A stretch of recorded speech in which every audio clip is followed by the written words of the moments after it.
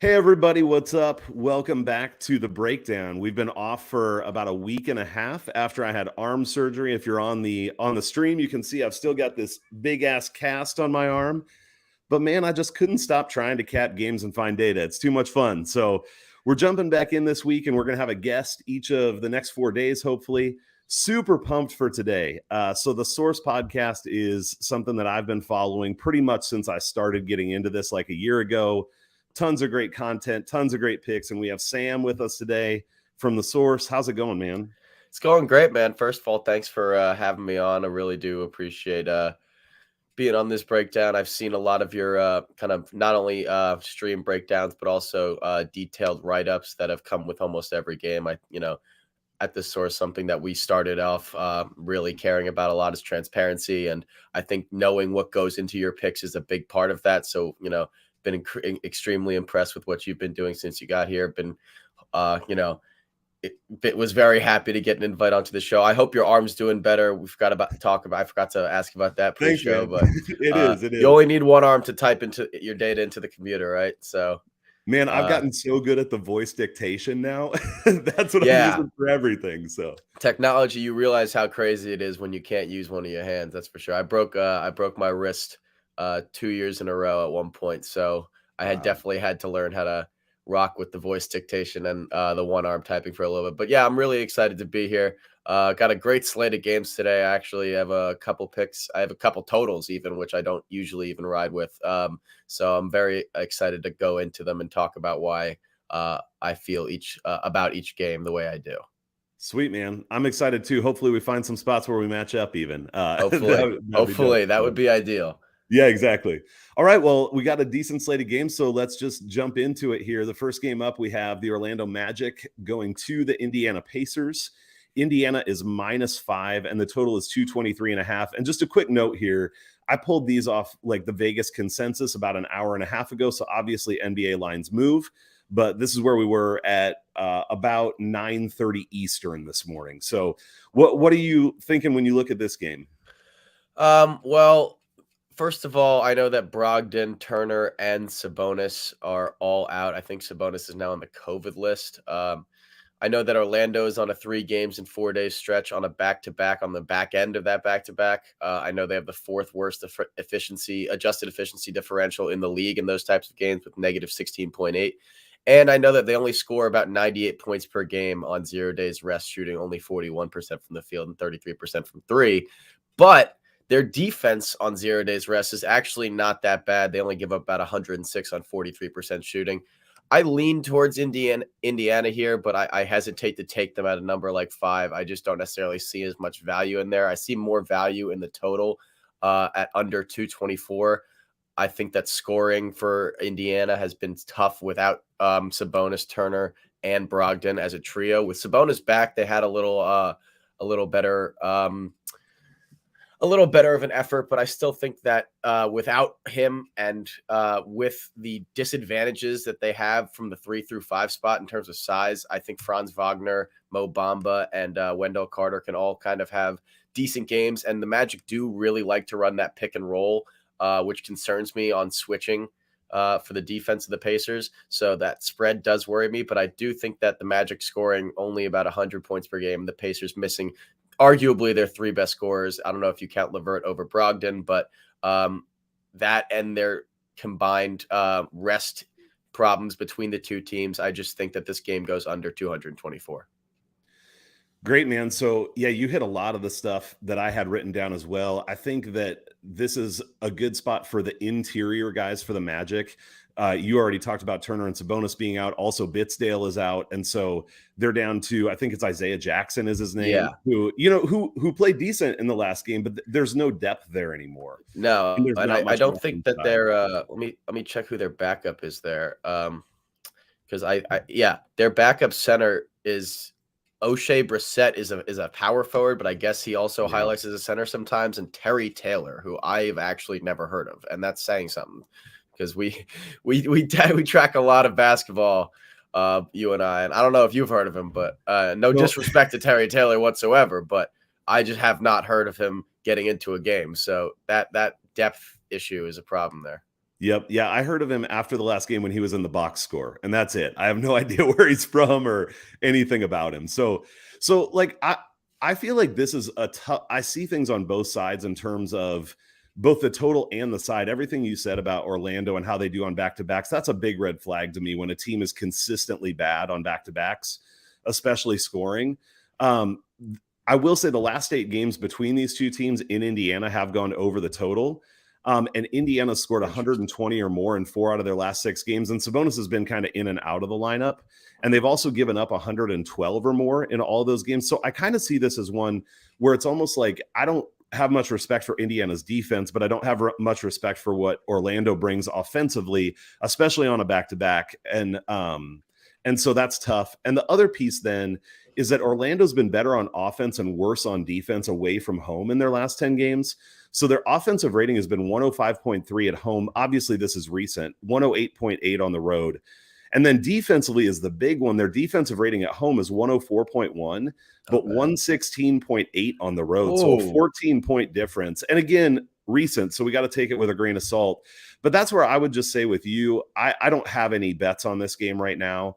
But if I was going to take something here, I guess I would lean toward Indiana. But again, with the people out, this just ends up being a game for me where I don't see enough value or clarity to actually take something. Yeah, see, if this game was at like 3 or 3.5 for Indiana, I definitely think about taking them there. 5, I just don't necessarily. I start to lose value. Those are all very interesting numbers that you brought up.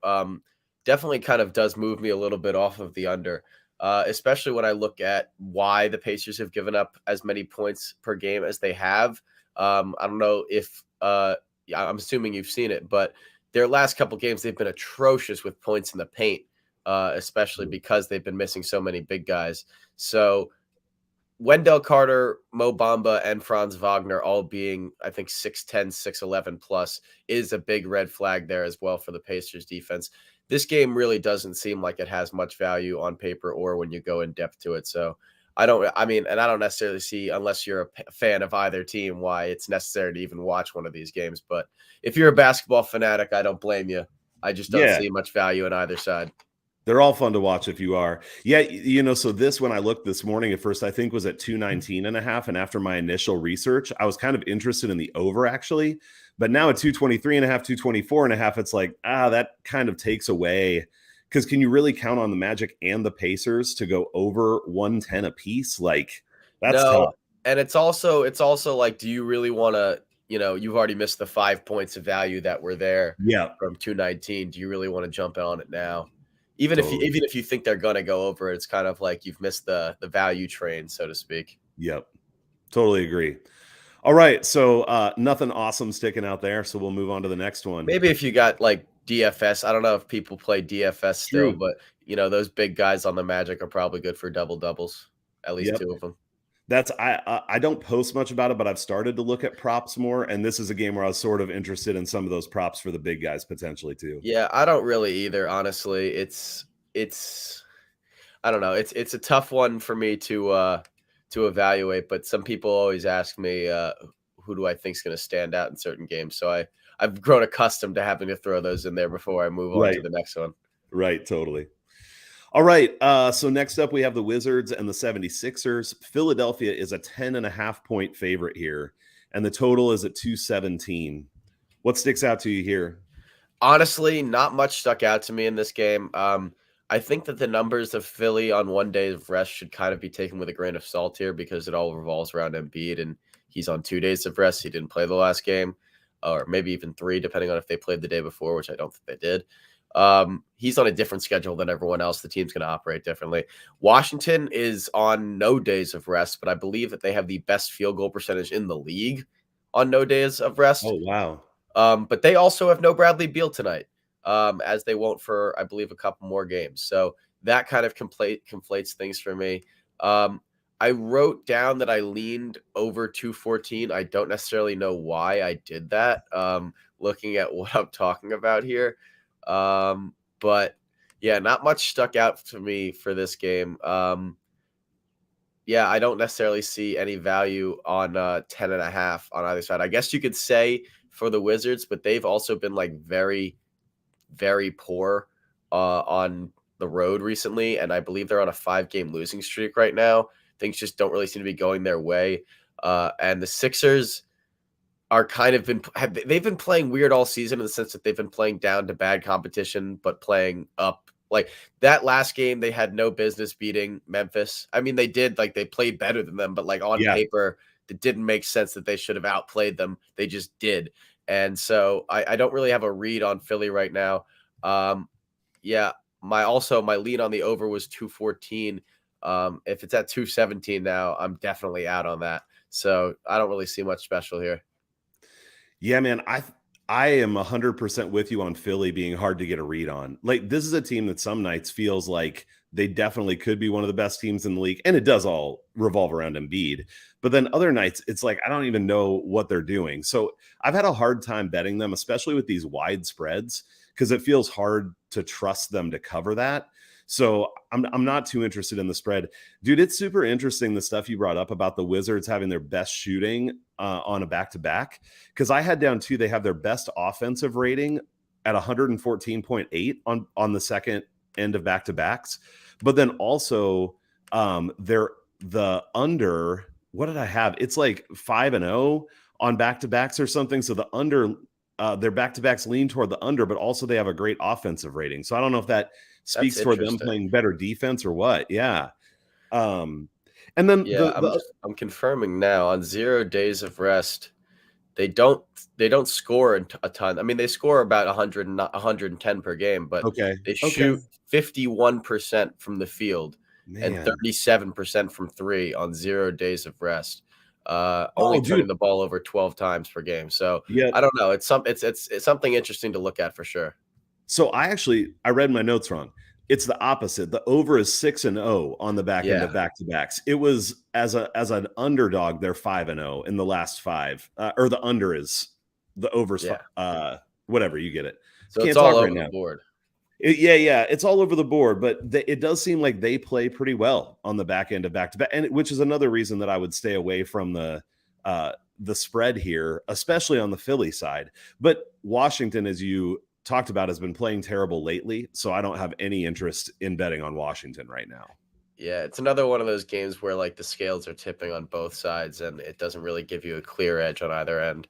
And whatever edge I thought I may have had on the total at 214 when I wrote it down last night is probably gone already at 217 here, 3 points later. Do you think you'd have any interest on Washington's team total over, just given those numbers that they have on back-to-backs? You know, I might be. I'm wondering. I know Philly has a pretty good defense, and I'm wondering how strong their defense is on 1 day of rest. I imagine it's pretty decent, since 1 day of rest is the most average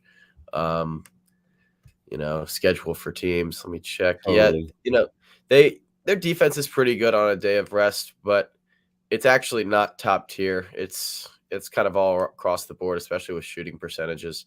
I don't know. What is it? The team total is only at 101.5. So yeah, 101.5. Yeah, I can definitely see that going over. I kind of like that at 101.5. I think both teams probably score more than the implied total, even though I'm staying away from it now at 217. It's 3 points higher than it was. That's more of a value train thing for me, but I still think that this total probably goes over, and the Wizards probably do go over 101.5. Yeah. And I would say if people are interested in the over, go shop it, because I put these lines out for Vegas consensus, but I'm on another app right now where the total's at 213.5. So maybe it's moving back down, or maybe that's what it is. If you like the over, it's worth going and shopping around, I think. Yeah, Vegas Insider now says 213.5. Okay, back let's on come board. down. That's a lot different. I'm back on board.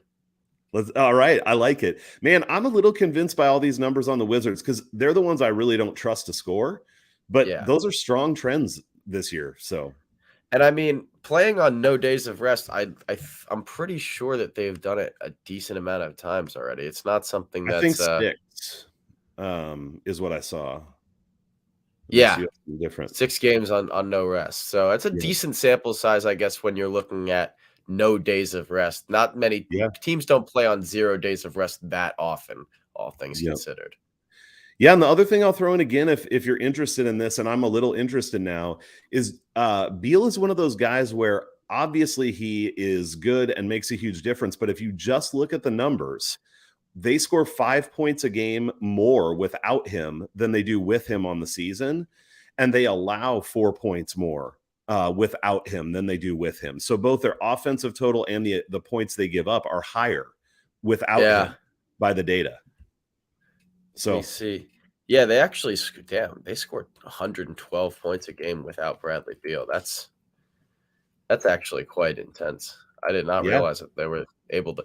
That speaks to Wes Unsell's coaching. Honestly, I know that's not necessarily part of the betting breakdown, but he's been right. a very, Well, very it can be. strong coach there, and Yeah. being able to use their bench. Actually, let me see if I have my bench stats. Yeah, the Wizards have the fifth most bench. They average the fifth most bench points in the league at 38 per game, and their bench shoots 48% from the field and 31% from three. Not bad from three, but Not from the bad. field, they look pretty damn good. Yep.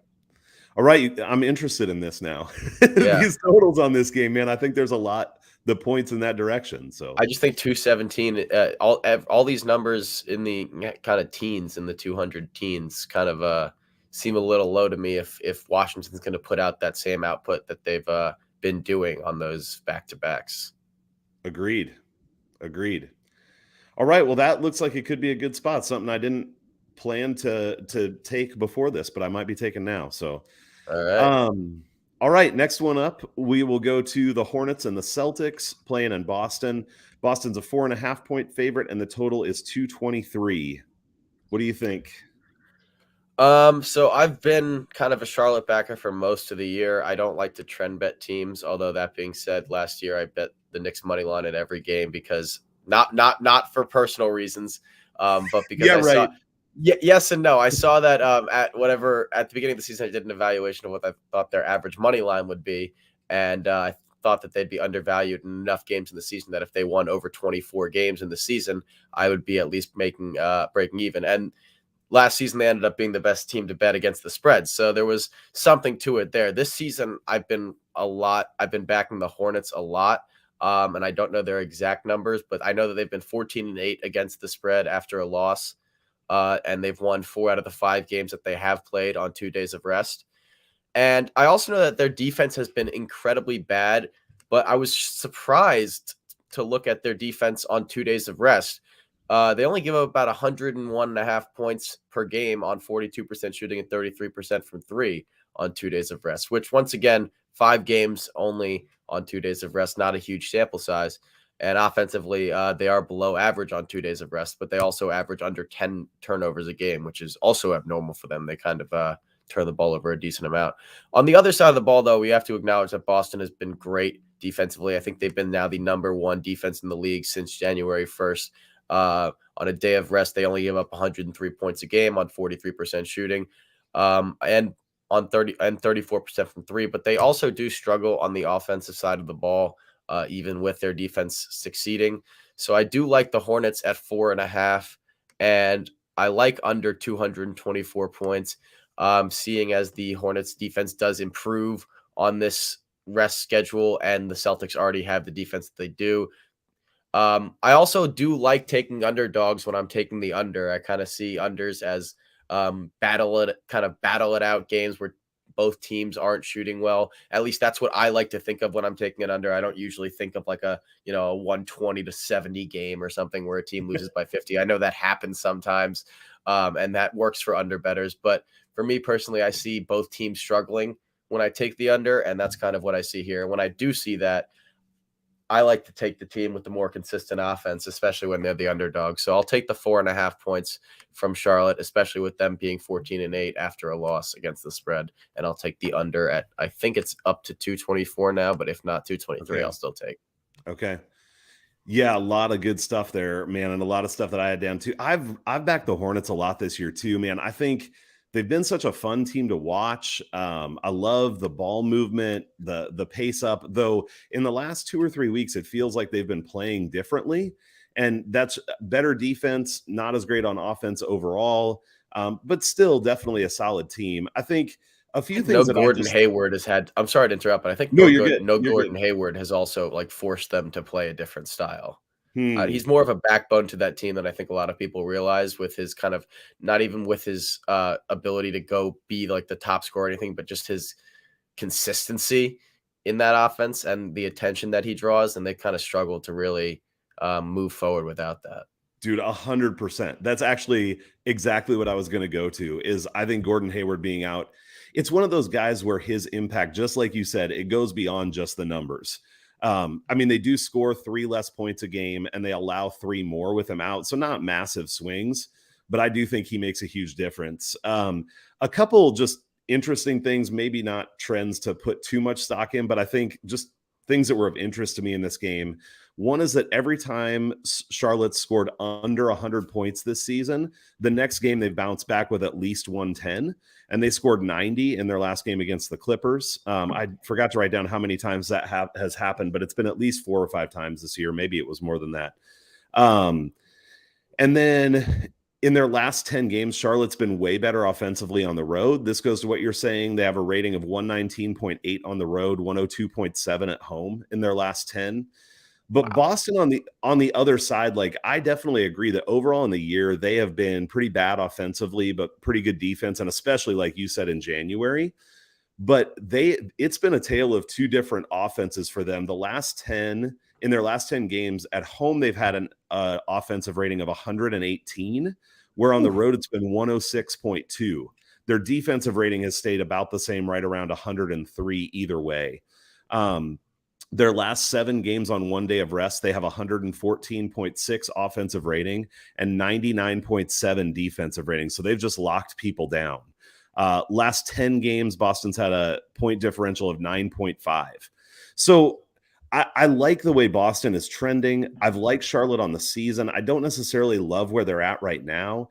But I do agree with you. I see this being a game that could really bog down some and be a little bit ugly on both sides. So I would lean toward the under here as well. And I feel really non-committal about this total. If it was like more of a pick 'em line, I think I would go with Boston. But at 4.5, I don't feel strongly about either side.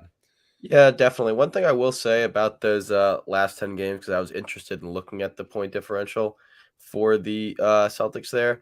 I know they beat the Knicks by 24. I saw Okay. that happen. Then they beat the Pacers in back-to-backs, one game by 3, one game by 19. A 12-point loss to the Sixers, a 2-point win over, I believe, the shorthanded Bulls, and then they beat the Pelicans, lost to the Hornets, lost to the shorthanded Trailblazers, beat the Wizards, I believe, in the start of the Wizards losing streak here. And they had that game against the Kings where they won by about 50 points. You're right. That Um, skews things way and too the, and they for also sure. beat the Heat by about 30 points last game, who are Yep. also shorthanded. So they Yep. definitely have that Good point point. differential in hand, but I also think that might be skewed by a couple big wins against shorthanded teams. Yep. I really think the key here is just like, is Boston truly trending more positively on offense, or is it just like a quick blip on the screen and then they're going to be back to being crappy on Mhm. offense? You know? Yeah, and the thing with Boston that I think has been so weird this year has just been like all these spots they seem like they should come up pretty good in. Like they're playing the Hornets. The Hornets do not have a strong defense by any means necessary. Even on 2 days rest, it's better, but it's not, the best in the league by any means. They just never really seem to you know, go up in the spots that they actually are expected to go up in. And then there's a game where Tatum just drops 50 against a good defense. Then all of a sudden it makes sense again. They've just been it's been an offense that has a lot of kinks to work out. Ime Udoka is in his first season with them. I think they also need to manage their expectations and remember that they're building around I think 25 and a 24-year-old, or maybe it's 26 and 25. Now, obviously the clock is ticking, but they don't necessarily have all the offensive pieces besides those two. And they've kind of just had to make it work by, they signed Schroeder for a 1-year deal because they didn't have anything else. And neither did he. It was kind of a match made in heaven. And Marcus Smart's been playing incredibly well for the month of January. But let's not forget who he is at heart. He's a defensive specialist. And although he makes big shots in big moments, he's not someone that they can turn to be their third scoring option behind Tatum and Right. Brown. Because on the days that Tatum and Brown can't carry the load, he can't either. So it's going to be very interesting to see, I think, in this game, if Tatum and Brown start off slowly, if the Hornets can do what they do best and, take those big leads and then blow it, or if the Celtics can, hold on with their defense and make it a defensive battle like I think that they're going to. So it'll be a very interesting game. Yeah, One that I'll definitely watch.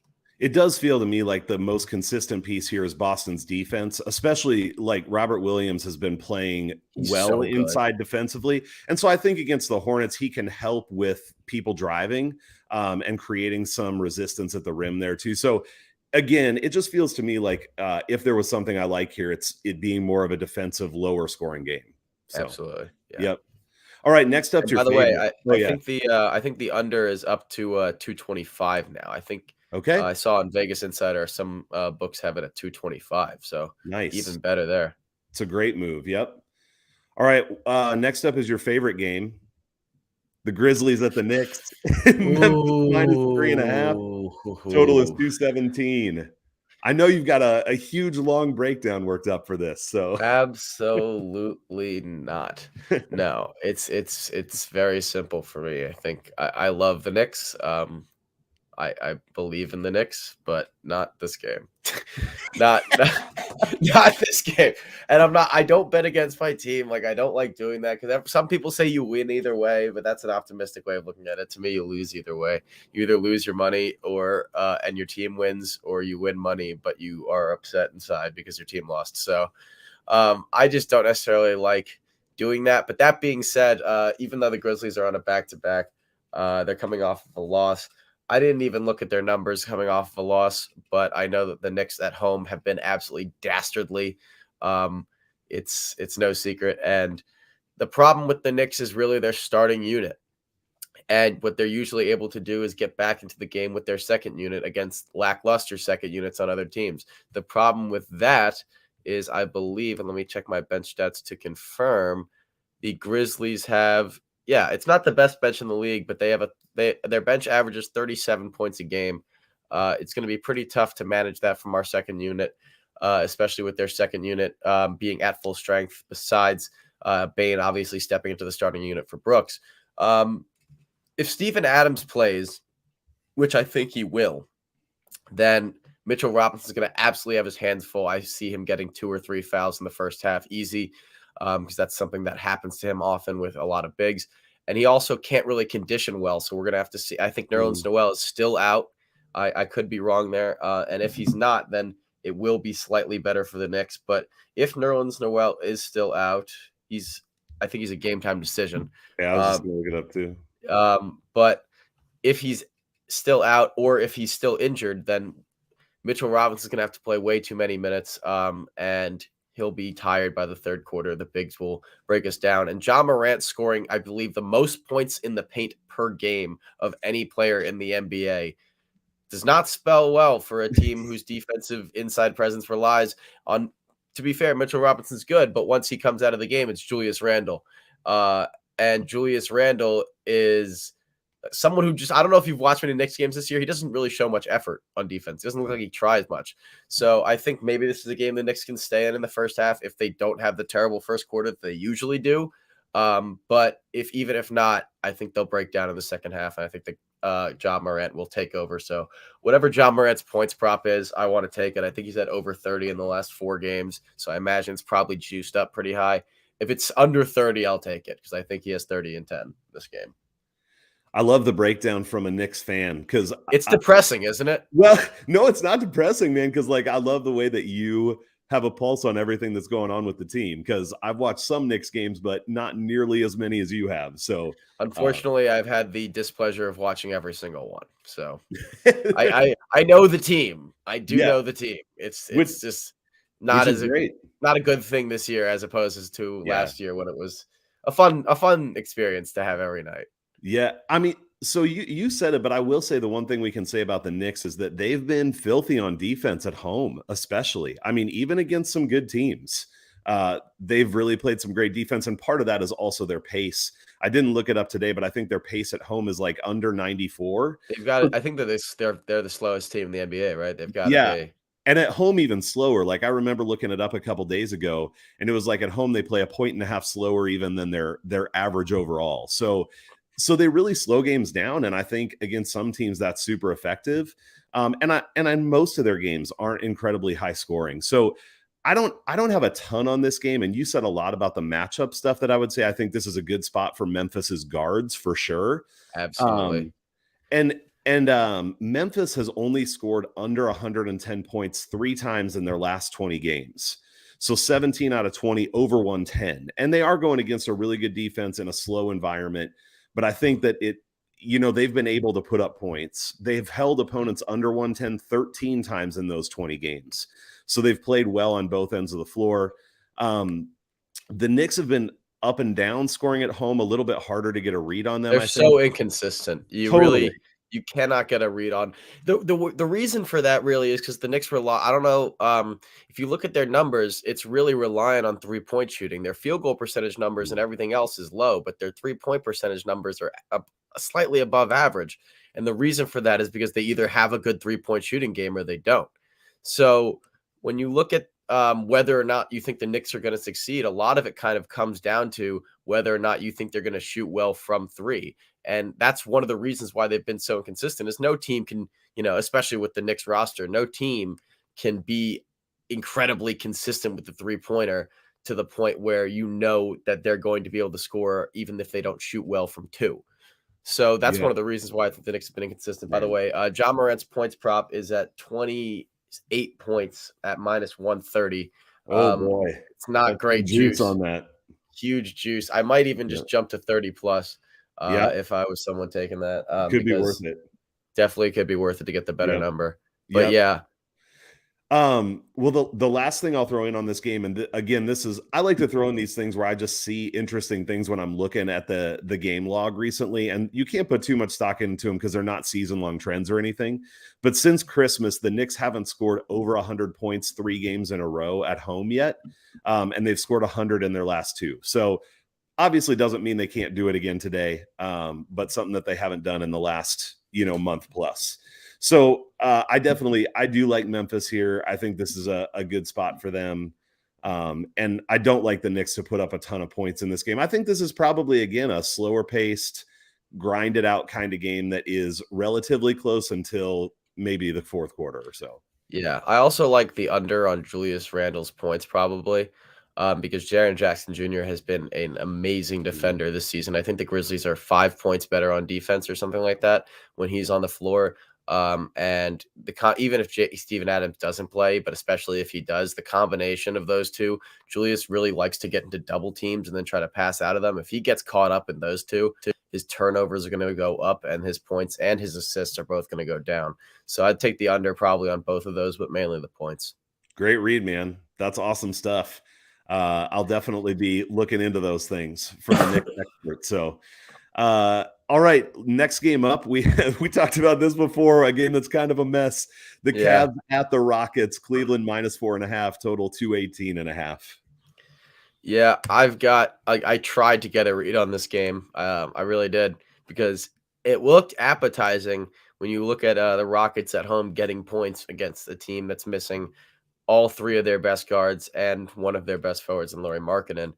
But the Rockets have just been so bad on defense. You really just can't tell. I mean, at the end of the day, the players on the Cavaliers are still NBA players on an NBA roster.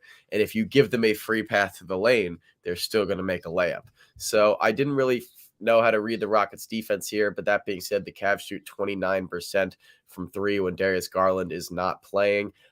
I don't have any play on this game whatsoever. The total's too low for me, but too low for me to take the under because I think the Rockets defense is too scary. But I can't take the over because the Cavs can't score without Darius Garland, and they also are missing Lauri Markkanen.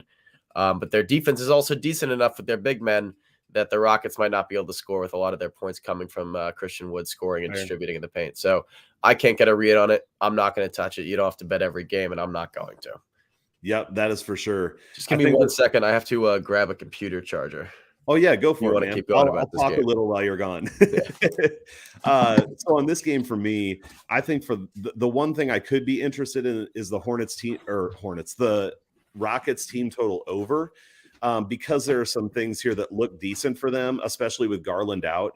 So with Garland out, the Cavs score 3 more points per game with him in, so 3 less with him out. But the bigger thing is on defense, where they allow 107.3 a game when Garland's out and only 101.4 when he's in.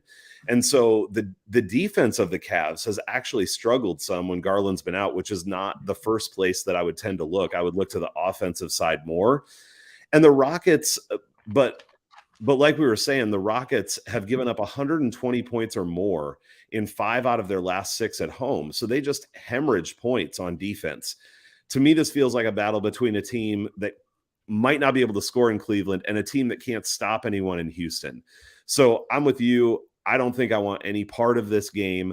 I actually could see Houston winning outright here for sure, but I think the way they do that is if they shoot well from 3-point range, which is something that has not been super consistent for them. Because like you said, getting to the basket is going to be tough with the bigs inside. I do think this is a place where you could look at props a little bit, especially for some of the guards for Cleveland with their ability to maybe get to the basket here against a really bad defense. But in terms of side and total, this is one that I would stay away from as well. Absolutely. And looking at Cleveland, I wonder who, I think they're starting. I don't think they're starting a point guard. They're projected. I shouldn't say the starting. It's projections right now, but they're projected to start Chetty Osman. And Isaac Okoro in the backcourt and just kind of skip the point guard altogether. So Chetty Osman is a very good distributor from a forward spot. I'd look at his assists. I imagine they're not too high because he doesn't get that many that often, but he's in a good spot today to, I think, get maybe 4 or 5 at the least. So he had 12 against the Pelicans. I take it back. That might I might be late to the vote on that one. Yeah, so we'll see how high it is, right? But I do think that's if I was going to look at something, though, I'd be looking at those things in this game. So, but Absolutely. Not too much interest. So I'm just going to check out what his assists are really quickly now. I'm too interested. Absolutely. Curiosity will kill me if not.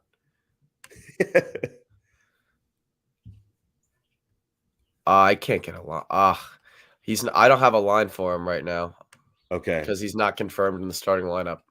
Okay. I was going to see. I mean, you probably would have it if I did. Player props. And I can't log into my Caesars account right now because even though it's legal in New York, I've just moved right back down to Washington, D.C. for a little bit. Okay. So I can't get it up on my Caesars. Yep. I have no assist props for Osman right now either. They have a Okoro up, but not Osman. Yeah, that's what I was going to say. There's a Okoro, and I think Wade's up there too, but nothing on nothing on Chetty. Yeah. Chetty. No. Something to watch as we go through the day. Definitely. Next up, we have the Thunder again without Shai Gilgeous-Alexander at the Mavericks. Dallas -11.5 and a 209 total. What do you think about this one? So this is actually my favorite play of the day. I feel like a broken record here because obviously this wasn't the case when they played Portland because they only needed 94 points to win. But I feel like it begs to say I have to say it again that without Shai Gilgeous-Alexander, the Thunder are they score 94 points a game and shoot 30% from 3, and 30% is rounding up from 29 point something. Additionally, they're the worst team in the NBA on 1 day of rest. They average 101 points per game on 42% shooting, 31% from 3. Mavericks have been the second best defense in the NBA since January 1st. They were the best defense in most of January until Boston had a great second half of the month. And Dallas is 15-6 against the spread after a loss, and they're at home and they're getting back healthy. I really do like Dallas at -11.5 and -12 here. Okay. Sweet. So that's interesting for me to hear because the biggest thing for me that do you know if Porzingis is out for sure today? I thought that he was still listed as out, but even if he might be, but I believe I'll look it up again. Yeah, he is. He and Tim Hardaway are both out, but I believe one of the reasons I like this is let me look up Mavericks record without Kristaps Porzingis. 22. They're 10-7 without Porzingis this season, and they So it's not necessarily even they actually shoot 33% from three, 44% from the field, which is not too far off of their normal deviations. Yeah.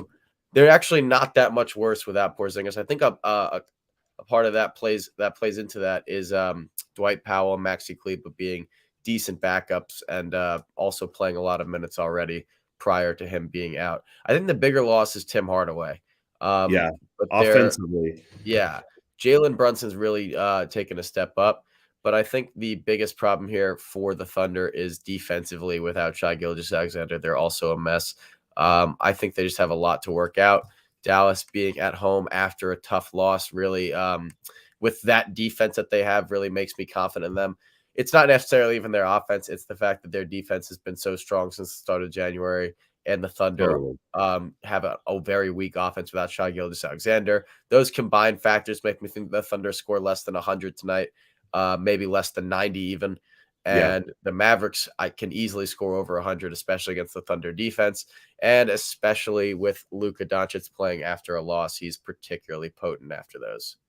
Yeah. So, I mean, some things to kind of back up what you're saying. So, I think it is on the offensive side of the ball that if Dallas struggles, that's where it'll be, because they average almost 6 more points a game when Porzingis is playing, but they give up 4 less. So their defense has been better with him out than with him in. Their offense has just struggled some.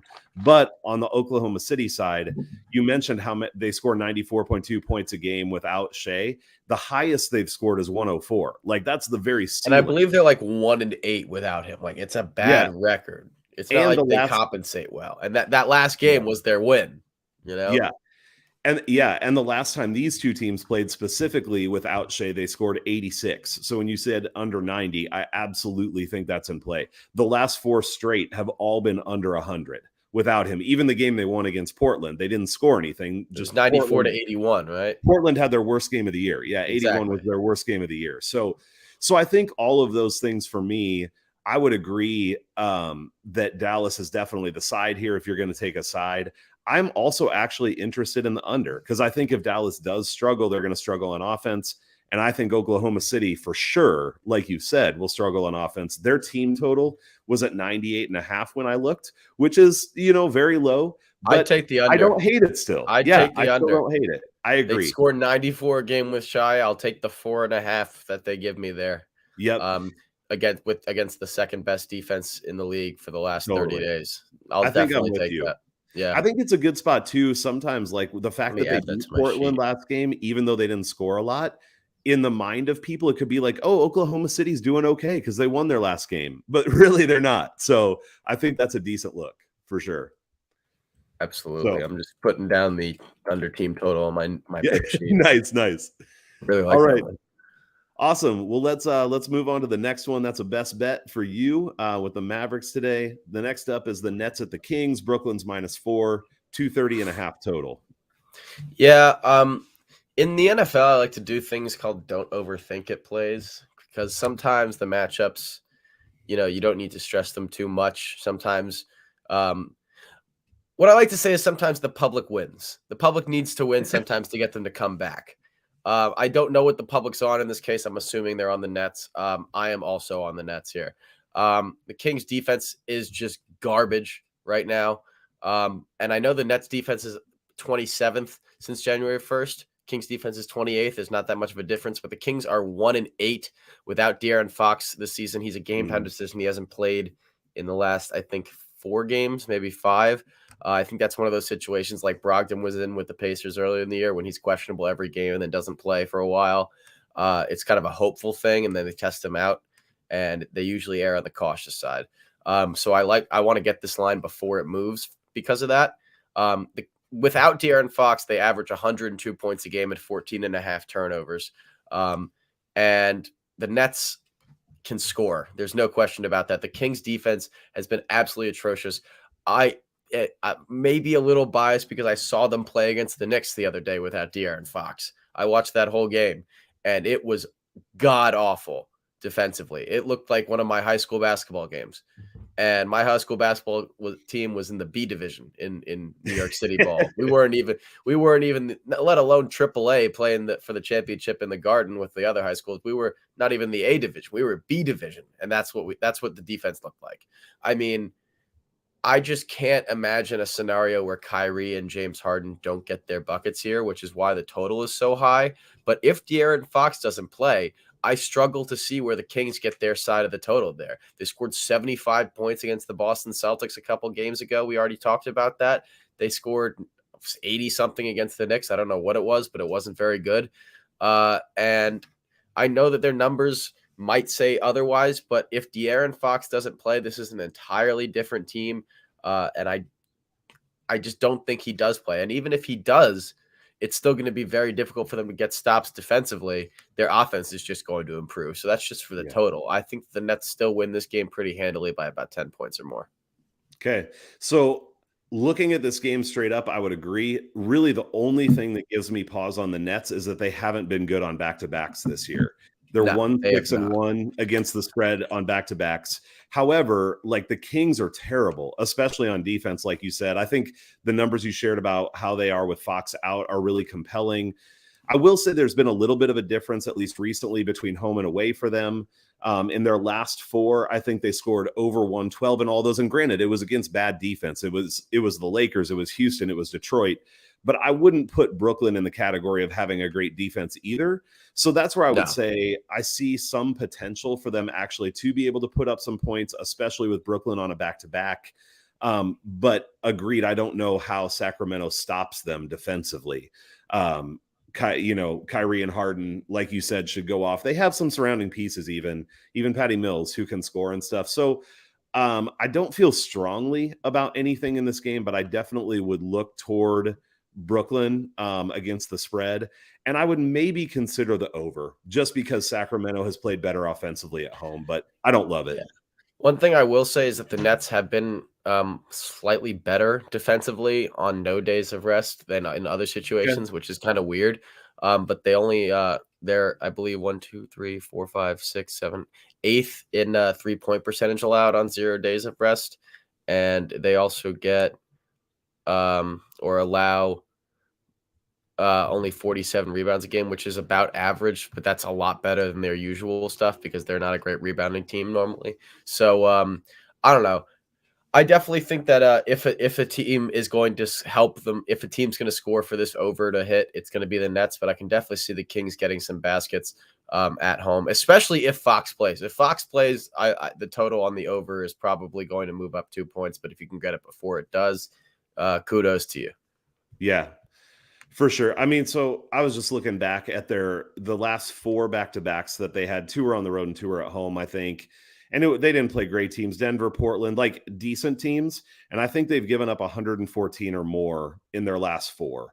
But again, that's pretty good. That's story. I mean, bad, but depending on how you look at it. Right. So good for us, bad for them. Yeah, exactly. Honestly, if this total wasn't so high, I would like the Nets team total potentially even. But it's just when the totals get this high, it gets harder for me to like team totals at that level. So what is it, 116?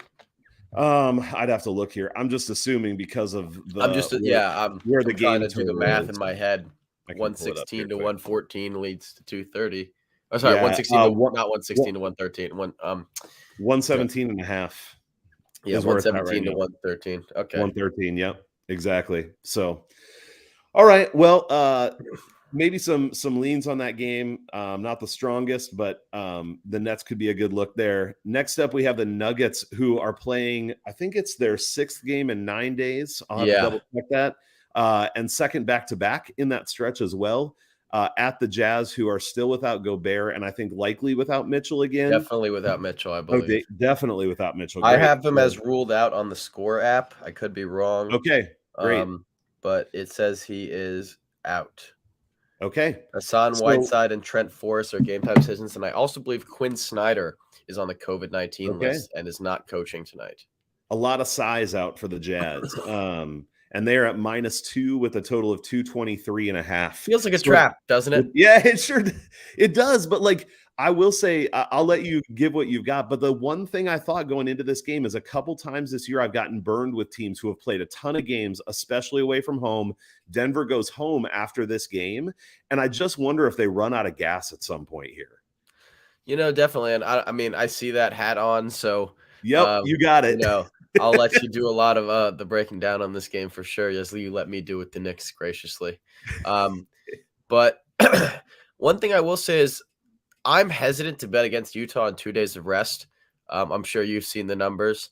They're the best team in the league on 2 days of rest. They average 128 points per game on 54% shooting, but it's also a very small sample size. They've only played 3 of those games all year, and they've had Mitchell and Gobert in all of them. Since January 1st, the Jazz have had the 26th ranked defense in the league. A lot of that's due to Gobert being out. Denver's 16th, so not much better, but still better. And the last is trends. The over's 14-7 when Denver's coming off of a loss, and 14-7 when Denver is an underdog.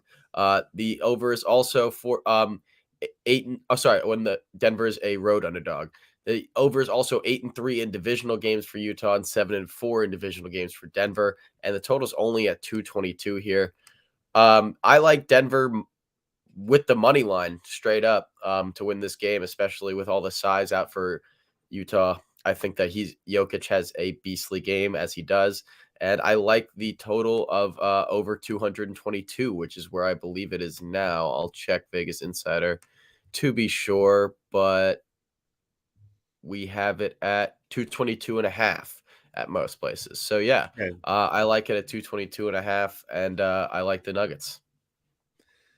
Man, I like the Nuggets too. Really, the one thing that gives me pause is just what I said at the beginning of wondering if they're going to run out of gas or not. Because when you look, like some of the numbers I have down here, and some of these are more recent, but the last 4 games where Mitchell and Gobert have been out, the Jazz have scored 109 twice, 106, and 97, but they've given up 126, 119, 115, and 105. And the Nuggets on the other side have scored 115 points or more in 9 of their last 11. And the other 2 are 110 and 102. So the Nuggets are a team like they could not score for the life of them for the longest time. But the last 2 weeks, their offense has started to click and they're putting up a ton of points. And so I think this is a phenomenal matchup for the Nuggets, especially with that size out for Utah and everything runs through Jokic. But do I want to bet on a team that's played so much basketball here recently and played higher paced games? The answer is probably. So I think because of where the line is, I think it's worth a shot to believe that Denver can keep it going. Well, I also saw something. Oh, sorry. Continue. I was just going to say the other thing I'm actually really interested in here is looking at the first quarter. Utah's 0-3-1 straight up in their last 4, and Denver's 4-1 straight up in their last 5 in the first quarter. And you can get the Nuggets plus a half at plus 100 for the first quarter. So that's a spot that I like too. That's definitely interesting. I'm not one for quarter bets just because basketball's such a game of runs that, a team goes on a bigger run and all of a sudden it evaporates. But I don't know, something I saw on stats.com, which I know is just a generic website name. That's that's just all that I'm trying to tells you what it is.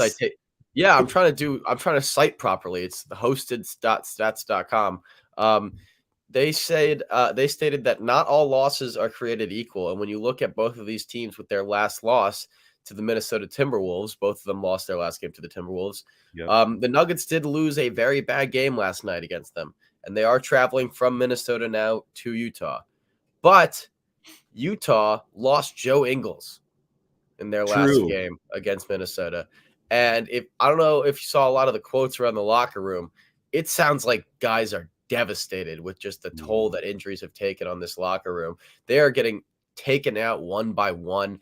And this one was really bad for them because not only is Joe Ingles someone working hard in a contract year, a 34-year-old guy who's gotten into the NBA into his prime pretty late and doesn't have that much time left, but also because he's such a pivotal part of their team when they've already lost Donovan Mitchell, Rudy Gobert. So I think the Jazz might have a struggle tonight, especially without Quinn Snyder to guide them to really score that many points, which is why the over is dropping like a stone.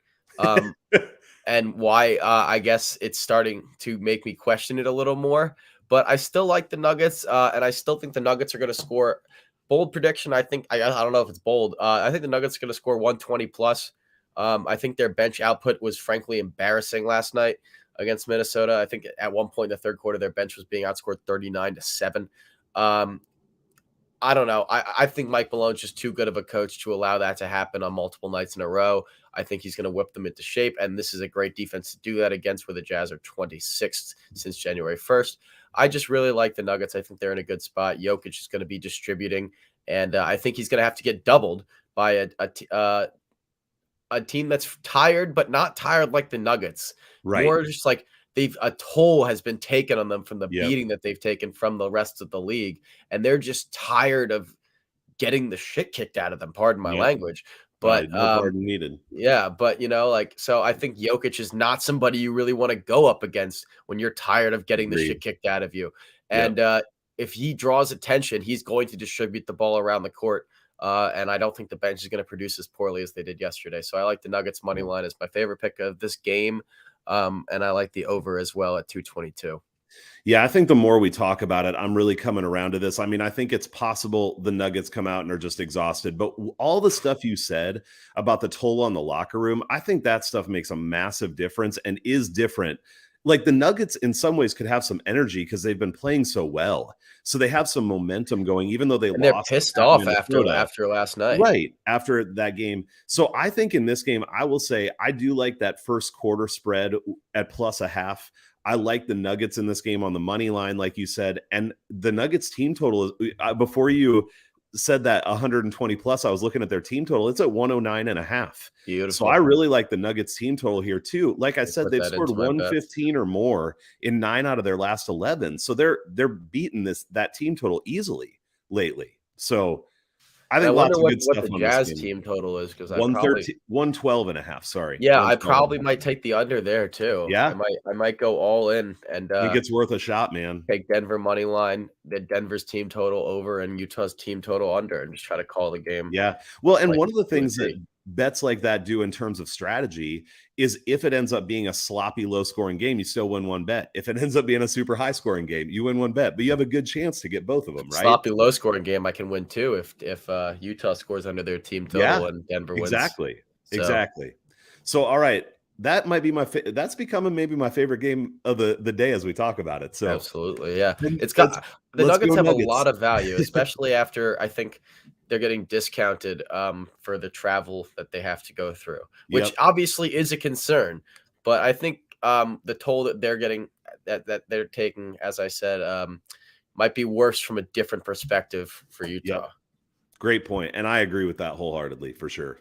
Yeah. All right. Last game of the day, man. We're on to the Blazers at the Lakers. Lakers are -3 and the total's 222. Yeah, I don't like a side in this game, honestly. Looking at it from a total perspective, I have a couple plays that I like. I mean, the Lakers average 115 points per game on 2 days of rest. It's one of the best in the league. They shoot 46% and 38% from three on those numbers, which are all very good. But on 2 days rest, they have the worst defense in the league. They give up 120 points per game in 7 different instances, by the way. This is not as a small sample size as the previous teams. On 49% shooting from the field and 40% from three. The Blazers are also bad at defense in their respective right, as we know. The Blazers are 7-17 on the road as well. The Lakers are 5-10 without LeBron James, but they still score 108 points per game in those games, showing the problems are on defense. The Blazers, since January 1st, the Blazers are 20th in defensive efficiency. The Lakers are 23rd. And the over is 14-9 when the Lakers are a home favorite and 10-5 when Portland is a road dog. So I like over at 222.5, I think is what it's at now. That's my only play in this game that I really like, besides maybe, I don't know, Anthony Simons points, depending on what it might be at. I think he has a good game with the defense of the Lakers being really sloppy at the guard spot right now. Yep. And he is a game time decision, I think, but I think leaning toward probable, like it's Definitely. likely he'll play. Yeah. So, yep. So I'm with you in terms of I actually kind of like Portland and the points here. I'm interested in teams that have really bad losses like they did to Oklahoma City in their next game. Because I think there can be that immediate recency bias. But after looking at all the numbers and stuff, I definitely don't feel confident about that. I would say the play that I'm most interested in here actually is Portland's team total over 109.5. One of the reasons for that is what you said about the Lakers defense. So I won't go over all of that. But the other one is that 5 out of 7 times this year when Portland scored under 100, which last game was their worst ever at 81, they bounced back with at least 115 in the following game. And a lot of that was tied to their 3-point shooting. So in that loss to the Thunder, they shot 18.4% from 3-point range. They hadn't shot under 30 even for 7 straight games before that, and they've only shot under 30% from 3-point range one other game since the start of January that was in the 20s. So this is not a team that is likely to shoot under 30% from 3, and especially going against a lackluster defense, and especially on the perimeter. I think that this is a good spot for Portland to bounce back in terms of scoring. Now, can they limit the Lakers offensively? I'm not quite so sure about that. And that's why I don't love the spread bet. But Portland's team total at 109.5, that's another play that I like quite a bit, actually. Definitely. I like the 109.5 as well, especially what you said about the 115 points. After, I think teams get massively undervalued on the team total after a bad loss like that. I definitely agree with what you're saying. People forget that this is still an NBA basketball team. They're allowed to have off nights, and doesn't mean that they can't score on other nights, especially against a team like the Lakers that's been so kind of they've been underperforming defensively. I'm not going to say they've been the worst defensive team in the league by any stretch, but they were a team that I believe was 5th in defensive efficiency last year, even without Anthony Davis for a long stretch. And this year they're now 23rd since the start of January. I think it's just a very different turn for them. LeBron James is their captain offensively and defensively, and not having him to kind of direct the floor leaves a lot of people lost. And especially when it comes to directing people to switches and 3-point shooters, that is something that gets lost on them. So I think that is Norman Powell playing? Let me check. I think Norman Powell also is someone, if he's playing, that could get a lot of good run. Yeah, he should be in. Because I think that Westbrook is going to do a decent job on Simons if he plays, and Avery Bradley's probably he's supposed to start. Apparently, he might move down onto CJ McCollum, and that would move Malik Monk up to Norman Powell. I think Norman Powell is a devastating scorer, and if they want to stop him, they'll have to move Stanley Johnson all the way down from the 4 and move Bradley up to Robert Covington, which is something that they could definitely do. I'm not denying that, but I think it's just very complex set of switches that also pretty much can get ruined by any screen and switch bait that gets set by the other side. So I definitely like Norman Powell for a lot of points tonight. And I do like the Blazers team total. I'm just not really ambitious on taking either side because of both teams' lackluster defense, but I love the over.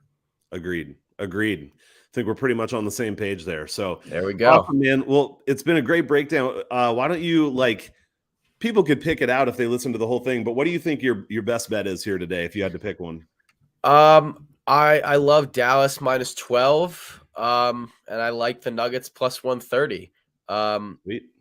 I think if I had to give one more, I'd say maybe the over in this Blazers-Lakers game because of how these numbers have trended.